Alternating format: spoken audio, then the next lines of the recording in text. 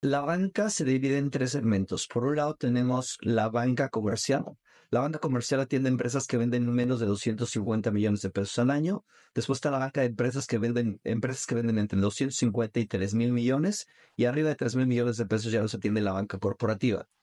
En la banca comercial, los criterios que toman en cuenta a los bancos son ciertos parámetros. De hecho, el concepto técnico son créditos paramétricos. Valga la redundancia, tienes que cumplir ciertos parámetros para ser sujeto de crédito. En la banca de empresas también hay algunos criterios, ahí hacen más trajes a la medida y en la banca corporativa, bueno, eso es muy diferente la forma en la que se realizan las empresas y los proyectos.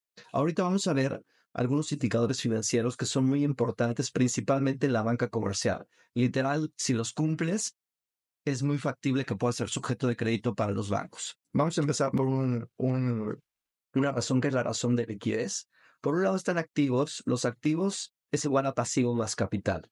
¿Cómo estoy financiando mis activos? ¿Con pasivo o con capital? La razón de liquidez lo que me dice es, mis activos de corto plazo son o no son más grandes que mis pasivos de corto plazo. Dentro de los activos de corto plazo tenemos caja, bancos, cuentas por cobrar, inventarios, impuestos por recuperar, etcétera. Y dentro de mis pasivos de corto plazo tengo proveedores, acreedores, impuestos por pagar. Para la banca tradicional es muy importante que mis activos circulantes, mis activos de corto plazo, sean mayores que esos pasivos de corto plazo. Entonces, una razón de liquidez mayor a uno es una razón que es aceptable para la banca tradicional. Hay una cosa que se llama prueba ácida. Si estos activos circulantes, estos activos de corto plazo, le quito los inventarios, aún así tienen que ser más importantes o más grandes que los pasivos de corto plazo. Entonces, esto lo que quiere, la prueba ácida lo que quiere determinar es qué tanto peso tienen tus inventarios. Dependiendo de las industrias, dependiendo qué tan fácil puedo convertir esos inventarios en cash, en efectivo.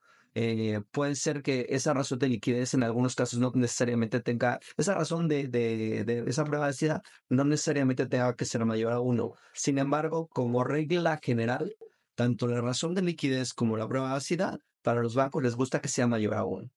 Otra razón importante que tome en cuenta la banca tradicional para darte un financiamiento es la razón de apalancamiento.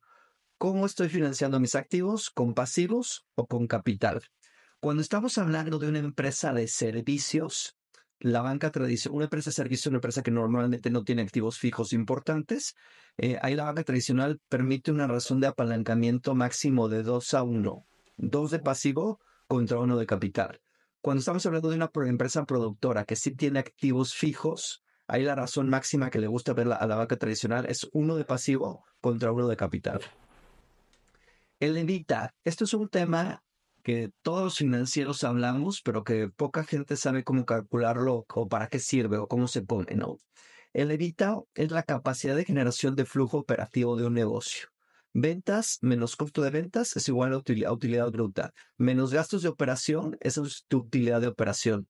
A esa utilidad de operación le tenemos que sumar la depreciación y la amortización que ya se la quitaste arriba. Dependiendo del criterio del contador, esa depreciación o esa amortización ya está dentro de algún gasto de operación o está incluso dentro del costo de ventas. Entonces, como la depreciación y la amortización son partidas virtuales que no impactan el flujo de efectivo, lo único que estoy haciendo es a su utilidad de operación, estoy regresando ese flujo.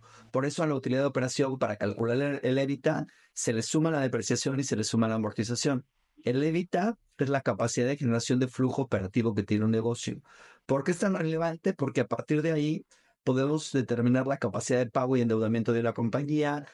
Uno de los métodos de evaluación es normalmente multiplicar el EBITDA por un factor que es el factor de esa compañía, de ese sector y de ese subsector. Entonces, es un indicador el EBITDA que siempre vamos a estar utilizando constantemente en los negocios. A partir del EBITDA viene cuánto es lo máximo que una compañía puede pedir de deuda con costo.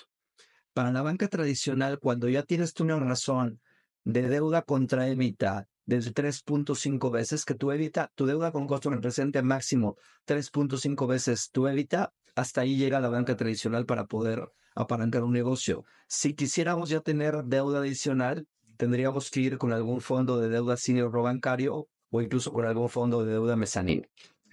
Otra razón también que le gusta mucho ver a la banca tradicional es mi evita es capaz de pagar la porción circulante de la deuda a largo plazo, más los intereses, más los impuestos, sí o no. Normalmente a los bancos les gusta es que esta razón sea de 1.5 veces, o sea, que mi evita pueda cubrir 1.5 veces la porción circulante de la deuda a largo plazo, más los intereses, más los impuestos. Seguramente se preguntarán cómo calculo la porción circulante de la deuda a largo plazo. Si estamos hablando de una compañía que sacó un crédito de 3 millones de pesos a 36 meses, la porción circulante es lo que va a vencer o que tienes que pagar de capital en el próximo año. Entonces, en este ejemplo, si tengo 3 millones de pesos a pagar a 3 años, la porción circulante de la deuda a largo plazo es 1 millón de pesos. Y eso es lo que sí o sí la empresa tiene que pagar junto con sus intereses y junto con los impuestos.